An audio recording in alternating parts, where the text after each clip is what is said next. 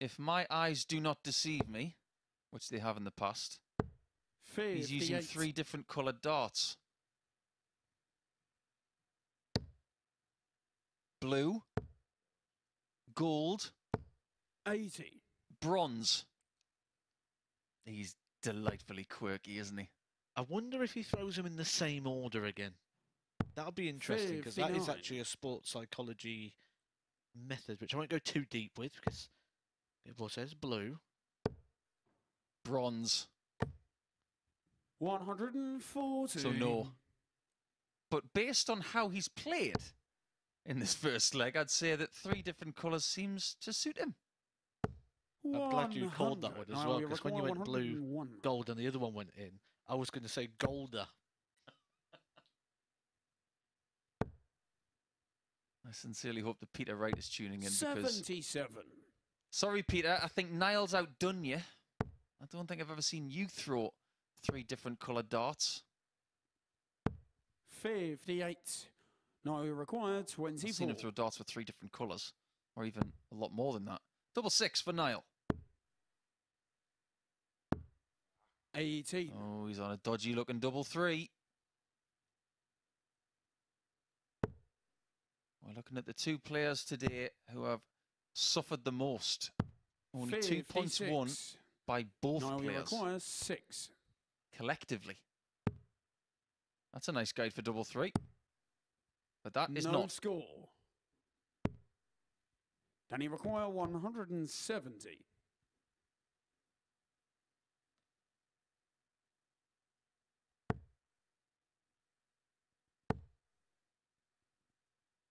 I think it'll be fascinating to get the insight of what's happened today from these 2 guys. Group A competition is a bit of a mind scramble. But that's a beautiful dart. Nice little steeplechase towards the double 3 there as he takes a 1-0 lead. A leg he bossed, a leg he should have won quite a few darts ago, but wins it eventually anyway. It's interesting, actually, equipment-wise, isn't it? They're both throwing different coloured darts. Spoke earlier on in the day how Danny Smith's got 2 darts with red rings and 1 dart with a black ring. 180. Culleton has gone 1 step further and gone for 3 completely different coloured barrels. Do you remember a dart player called Pete Allen from London? 180. Well, the 180s are flowing now. 1 for Danny and 2 for Naill. I do know a Pete Allen, but this was a Warwickshire version of 140. Pete Allen, who used to throw with 4 darts. Same guy. I was told he was from London. So he's called Spider. Terrific chap as well. Really nice. 100. He could have 4 different coloured darts. Just to point out the rule, you can only throw 3 darts, but you can hold as many as you want. You can just imagine it, can't you? Our referee Owen Binks is on the stage and somebody throws a 4th dart into the board and he's already called the score. That would throw him a bit. Require 81. Well, this has been a fantastic leg of darts from both players. 81 for a 12-dart steal. He does like a double-double, but he's not going to do it this time. Double 12. 57. And the blue dart does not register. 40. Is it black or is it red? And you get nothing in this game for hitting the white bet on double 10.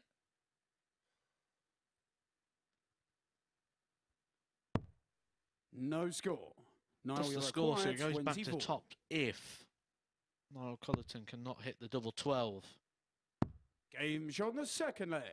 Naill Culleton. You might know, I can't think who it is off the top of my head. I think it's Mickey Flanagan, who did a sketch on throwing extra darts, and he was saying about Eric Bristow, the crafty cockney, and he's like, 240. And like, hang on, Eric, there's something a bit amiss here. He's like, clues in the name. I can't remember. I think it was Mickey Flanagan who did that sketch, and someone might be able to help us out. Was Eric not playing on a quad board? 58. If you're not in the know, back in the 90s, we used to have dart boards that had a quad segment. It was nestled between the treble segment and the bullseye, about halfway between. If you hit one of those, it was 80 points. So the referees had their work cut out with that one. You could score 240. 60. And it'll make it awkward as well for when you're trying to get the checkouts, because it just gives that extra 43. Working out the extra maths, and I can imagine it was a nightmare for players as well. Let's say you had a finish of... You could finish at 210. 96. 2 quad 20s and a bull.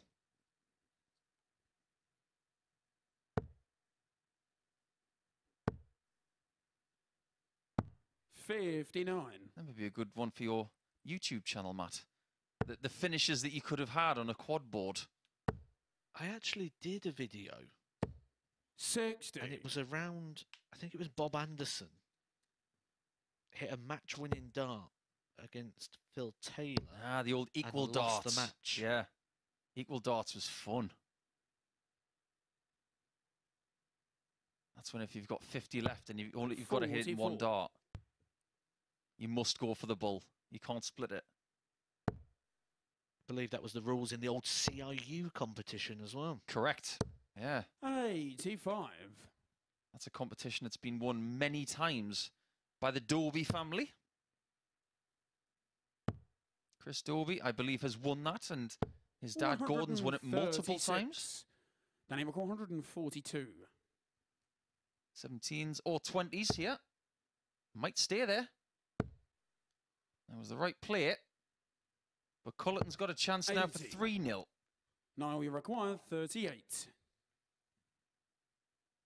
Game shot. Well, he didn't split it. Straight for it.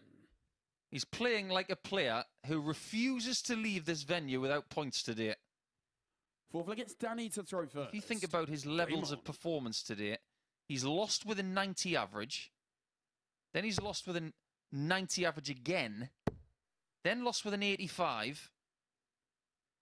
And I don't blame him for losing with a 79 in match 10 against Richard North, because he was probably battered and bruised. But he's had a nice break between that game and this one. And he seems to have figured something out.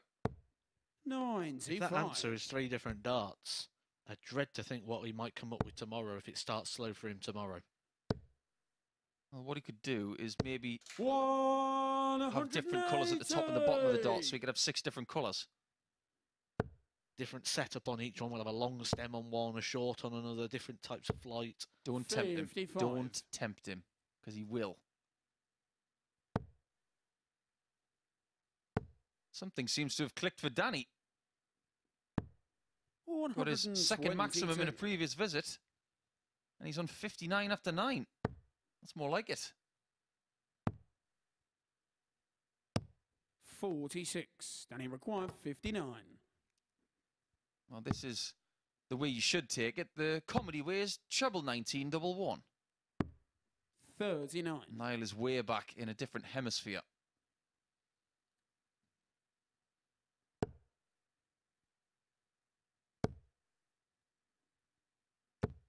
He went for the maximum. If he'd got 140, it would have been a bogey number, but I don't blame him for going for that there. Game show on the It was a somewhat dead cat 180. Smith. Made no difference, and no bagel here. Just like Danny Smith's last game against Rhys Colley. Fifth leg, it's Naill to throw first. What chance do you give the winner of this game to win Group A tomorrow? Because 60. they will be 4 points behind. North is on 10 points. That's guaranteed now. Henderson and Colley will play each other next to see the winner of that game 40. on 10. But the fixtures for tomorrow, the first couple of rounds are going to be massive, especially the games involving Lee Budgeon. 100. Well, Lee Budgeon's first game tomorrow will be against Rhys Colley. 100. Rhys Colley's ended today extremely well. 93 average, beating Danny Smith 4-0, 101 in defeat to Lee Budgeon. So that will be 140. an interesting start of the game. Go follow up with Richard North. They're 2 players that have played well today and could cause him some serious problems early on. Then he's against the darts against John Henderson. So He's got a tricky start to the day there, but I think whoever he played really would probably say he's got a tricky start to the day. That's the nature of this group. Culleton gets to a finish, but he will admit that he wanted to be on something less than 160. 100. No, you require 160. He's not going to take it out. 44. He doesn't get much of it. Danny require 161. He will not be pleased with that. Danny's got an anagram of Naill's finish. 57. Naill, we require sense the nerves about these 2 points on offer. And they will be Naill's if he can take one more 19 and tops. Match start. 96. You don't need me to tell you that it wasn't close. You just had to look at his face. It told you everything you needed to know. He wasn't happy with that dart. He'll be happy, though, that he's got another opportunity to put it 56. Right. A chance to get some points on the board. Naill, we required 20.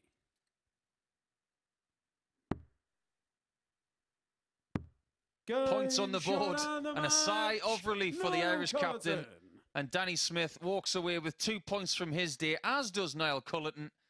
But as for Mr. Culleton, he will be 4 points behind the leader going into Wednesday. Smith will be 6 points behind. Maybe his destiny is Thursday and Friday as opposed to Saturday night just yet.